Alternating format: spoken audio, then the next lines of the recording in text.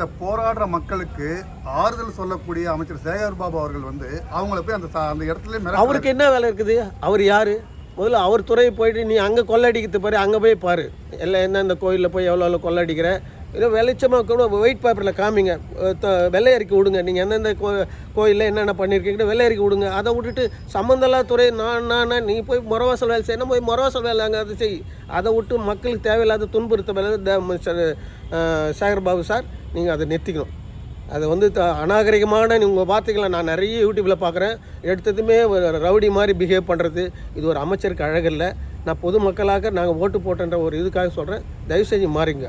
இல்லைங்கனாக்கா நீ அதனுடைய பலன் நீங்கள் அடுத்த கட்சி வந்தால் நீங்கள் அனுபவிங்க. அது மாற்றமே கிடையாது. சேகர்பாபு காலடியில் திமுக மொத்தமும் சரணடைஞ்சதா தெரியுது. உண்மை அதுதானே. இவர் தானே அங்கே எல்லாத்துக்கும் எடுப்பால. சரி, அவங்க சொல்கிறது கேட்குற மாதிரி தானே முதல்வராகட்டும், துணை முதல்வராகட்டும், துர்கா ஸ்டாலின் ஆகட்டும், எல்லாருமே அவரோட காலடியில் இருக்கிற மாதிரி. அதான் நான் ஒன்று கேள்விப்பட்டேன். அதாவது நீங்கள் என்ன, அதாவது நம்ம மேயர் பிரியா துணை முதலமைச்சர் போய் பார்க்கறதுக்கு போனாங்களாம். என்னை கேட்காம நீ எப்படி போனேன்னு சொல்லிட்ட மாதிரி ஒரு வதந்தி வந்தது. அப்படி நீங்கள் என்னை மிரட்டினீங்கன்னா நான் அதிமுக கூப்பிட்றாங்க அங்கே போய்டுவோம். இவங்கெல்லாம் மக்கள் காட்டு கிடையாது, எங்கே பணம் வருது அங்கே போய் மிரட்டுறது. அதனால் அந்த மிரட்டலுக்கு இவங்க எல்லாம் இவர் சொல்கிறது தான் கேட்குறாங்க. அதான் நடக்குது. திமுகவில் யார் இருக்காங்க? இது மாதிரி ஒரு அடியாளை வச்சுக்கணும். அடியாளை வச்சுக்கிட்டு கட்சி நடத்தணும். இதுக்கு வெளியே எடுத்து வாடகை வாங்கிங்க. இந்த வாடகை வாங்கி பின்னாடி மக்கள் மிரட்டுதுங்க. இதுதான் நடக்கிறது. அவங்க கொள்கை எது மண்ணாங்கட்டி ஒரு கன்றாவே கிடையாது. ஏதோ ஒன்று அதிகாரத்தை கையில் வச்சுக்கின்னு என்னென்ன துஷ்பிரயோகம் பண்ணணுமோ அவ்வளோ துஷ்பிரயோகம் பண்ணிகிட்டு இருக்காங்க. இதான் நடக்குது. மக்கள் எல்லா மக்களும் பார்த்துட்டு தான் இருக்காங்க. மக்களே மாறுங்க. இவங்களை தூக்கி குப்பை தொட்டில் போடுங்க. அப்போ தான் உங்களை குப்பை தொட்டில் போடாமல் உங்களை துப்புரவு தொழிலாளராக நடத்துவாங்க. இல்லை நீங்களும் குப்பையாட சேர்ந்து குப்பையாட தான் போகணும். அது மாறணுன்னாக்கா தயவு செஞ்சு இந்த துப்புரவு தொழிலை மொத்த பேரும் மாறுங்க. மொத்தம் மாறி வாட்டை மாற்றி போடுங்க. நீங்கள் இவங்க வேலை கொடுப்பாங்கன்னு இருக்கா? சத்தியமாக கொடுக்க மாட்டாங்க. கான்ட்ராக்டுக்கு ஏன்னா பணம் வாங்கிட்டாங்க.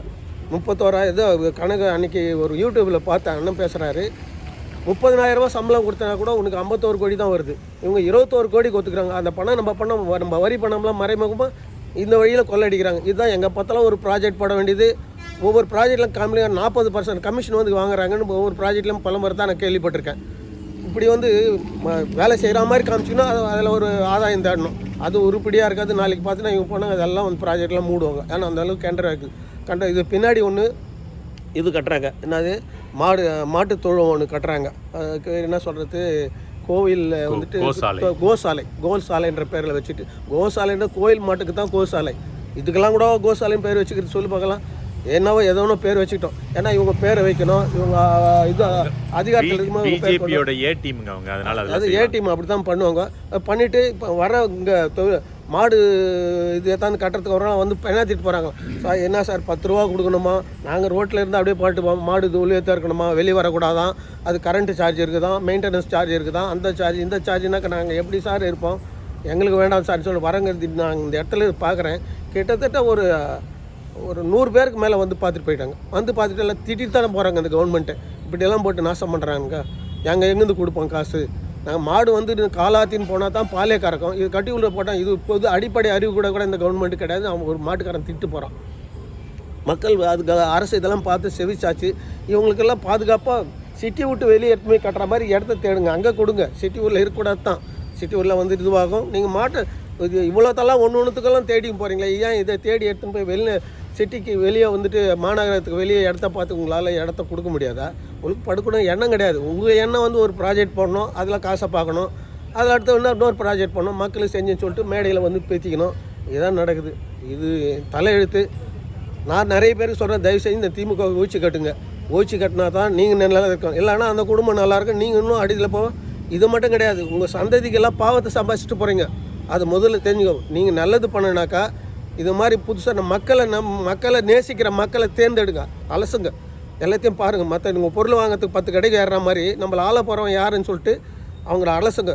அலசி இப்போ காமராஜன் சீமான் அண்ணன் வந்திருக்கார். அவரை பார்த்து ஓட்டு போடுங்க.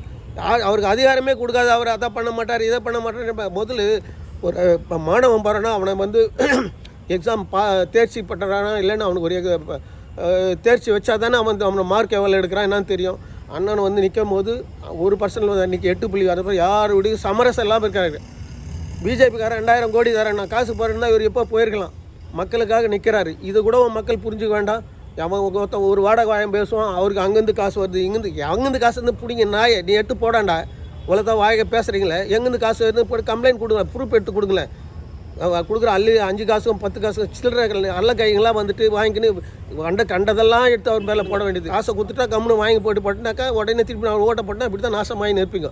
மக்கள் வந்து என் பேர பிள்ளைங்கள்லாம் வந்து நாசமாகக்கூடாதுன்னு தான் நான் வந்து இவ்வளோ ஆதங்கத்தால் துடிக்கிறேன். ஏன்னா எனக்கு வயசு 69-70 வயசாகுது. என் பையனுக்கு வந்து 30 லட்ச ரூபா கொடுத்து படிக்க வச்சா, இன்றைக்கி வேலை இல்லை, நடுத்தரில் இருக்கான். எல்லாம் இந்த மாதிரி அரசியல்வாதி கட்டிக்கிற பள்ளிக்கூடத்தில் படிக்க வச்சுட்டு கல்லூரியில் படிக்க வச்சுட்டு இன்றைக்கி வந்து நடுத்தரில் நிற்குது. என் உழைச்ச பணத்தை நான் ஒரு இதுக்கு ஒரு வியாபாரம் பண்ணினா கூட ஒரு தற்சார்பு பொருளை அவர் கிடச்சிருக்கோம். அண்ணன் வந்துட்டு சீமான் அண்ணன் வந்து தற்சார்பு பொருளெல்லாம் கொண்டு வர தற்சார்பு பொருளாக இருக்கும்போது தமிழ்நாடு அவ்வளோ சுபிட்சமாக இருந்தது. இந்த மத்திய அரசு வந்துட்டு அவனுக்கு போய் அமெரிக்காவுக்கு ஏற்ற மாதிரி கையெழுத்து போட்ட மாதிரி மேக் இந்தியா, அந்த இந்தியா, இந்த இந்தியான்னு போட்டு நாட்டை விற்றுனுக்கிறாங்க. வரி போட்டு வரின்னு எவ்வளோ தான் வரி போடுவேன்? நீ வாங்குற ஒரு 500 ரூபா நீ ஒவ்வொரு அதிலே தெரியும் பாரு, ஒன்று வரி குத்துக்கினே வாங்குற துட்டு மொத்தமே வரிக்கு போகிற மாதிரி தான் இருக்குது. நீ வாழாமல் நீ பிழைக்கிறது பிறந்ததும் இவனுக்கு உழைச்சி கொடுக்கறதுக்காகவே நீ வந்து பிறந்த மாதிரி இருக்குது.